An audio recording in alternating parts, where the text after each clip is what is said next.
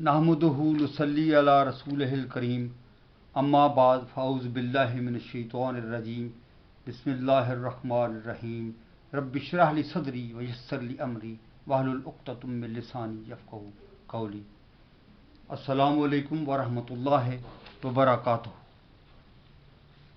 आज की दूसरी नशिस्त में भी कुरान और सुन्नत की रूह से आसार कदीमा, सबक आज़मूदगी और इबरत पर ही बयान जारी रहेगा। सूरह हूद आयत नंबर 117 में फरमाने इलाही है, आपका रब ऐसा नहीं कि किसी बस्ती को जुल्म से हलाक कर दे और वहाँ के लोग नेकोकार हों।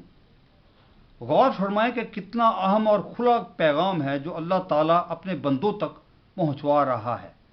यानी वो किसी भी ऐसी बस्ती पर कहर व अजाब नाजिल नहीं फरमाता जिसके लिए लोग बाशिंदे नेकोकार और अल्लाह ताला की वहदानियत और बंदगी पर अमल पैरा होकर ज़िंदगी बसर कर रहे हों।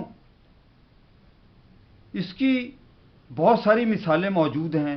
अंबिया और रसूलों की मौजूदगी में अल्लाह ताला ने उन कौमों को कहर व अजाब से बचाए रखा, और आज भी जिन कौमों में नेक और सालिहीन मौजूद हैं वो बहुत हद तक महफूज हैं। अलबत्ता मुसलमान उम्मा मिन हैसुल कौम फ़िरकावारियत में मुनक़सिम होकर खुद अपने आप पर जुल्म कर रही है और कुछ तो खून का सिलसिला जारी व सारी है। अरब अजम का फ़र्क भी ज़ोर पकड़ रहा है और गैर मुस्लिम कौमें ऐसी शैतानी सोच को उछाल कर अपने मुस्लिम को एजेंडे पर अमल पैरा हैं। सबक आज़मूदगी और इबरत पकड़ने से मुतालिक मज़ीद कुरानी पैगामात यूँ हैं। सूरह अल मोमिनून आयत नंबर 44 में फरमाने इलाही है, और हम एक के बाद एक कौम को हलाक करते चले गए हत्ता कि उनको बस अफसाना ही बनाकर छोड़ा। सूरह काफ आयत नंबर 59 में अल्लाह ताला फरमाता है, और ये अजाब रसीदा बस्तियाँ और उनके आसार तुम्हारे सामने मौजूद हैं। उन्होंने जब जुल्म किया तो हमने उन्हें हलाक कर दिया। सूरह नमल आयत नंबर 52 में अल्लाह ताला फरमाता है, वो देखो वो उनके घर खाली पड़े हैं उस जुल्म की पादाश में जो वो करते थे। इसमें एक निशान इबरत है उन लोगों के लिए जो इल्म रखते हैं। इसी तरह सूरह अहज़ाब आयत नंबर 26 में अल्लाह ताला फरमाता है, और क्या उन लोगों को कोई हदायत नहीं मिली कि उनसे पहले कितनी कौमों को हम हलाक कर चुके हैं, जिनके रहने की जगहों में आज ये चलते फिरते हैं। बार बार कुरान शरीफ में आदा किया गया है कि पिछली उम्मतें जो तकज़ीब, जुल्म और अदम ईमान की वजह से तबाह हुई, क्या ये नहीं देखते और तदब्बर करते कि आज उनका वजूद दुनिया में नहीं है। अलबत्ता उनकी मखदूश और आसार कदीमा खंडरात अब भी मौजूद हैं जिनके ये वारिस बने हुए हैं। ये कुरान शरीफ में मज़कूर आद, समूद, हज़रत शुएब अलैहिस्सलाम और लूत अलैहिस्सलाम वगैरह की कौमें हैं जो अहले हिजाज के करीब और उनके रास्तों पर ही चली थीं। इन्हें भी अगरचे इनके अपने जुल्म के सबब ही हलाक और तबाह बर्बाद किया गया, लेकिन अजाब नाजिल करने से पहले एक अरसा दराज मौका दिया गया कि सिराते मुस्तकीम की तरफ लौट आएं। लेकिन जब उनका जुल्म तमाम सरहदें पार कर गया, हदायत के रास्ते मसदूद हो गए और खैर और भलाई की उम्मीद बाकी ना रही, तो फिर उनकी मोहलत अमल ख़त्म हो गई और तबाही और बर्बादी का वक़्त शुरू हो गया।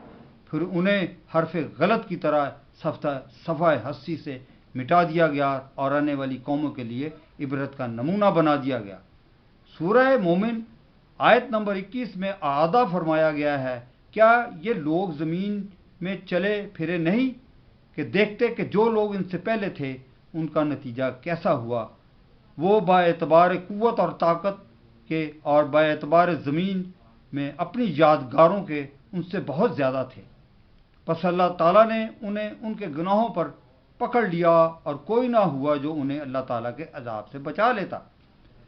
ادا کرتے ہوئے اللہ تعالیٰ کی باغی قوموں کو دنیا کے احوال سے ڈرایا جا رہا ہے کہ یہ لوگ ذرا زمین میں چل پھر کر ان قوموں کا انجام دیکھیں جو ان سے پہلے اللہ تعالیٰ سے بغاوت، ظلم، تکذیب کا مرتکب ہو کر ہلاک کر دی گئی تھی، حالانکہ وہ قومیں قوت اور آثار میں ان سے کہیں زیادہ ترقی یافتہ تھی، لیکن جب ان پر اللہ تعالیٰ کا عذاب قہر نازل ہوا تو انہیں کوئی نہ بچا سکا۔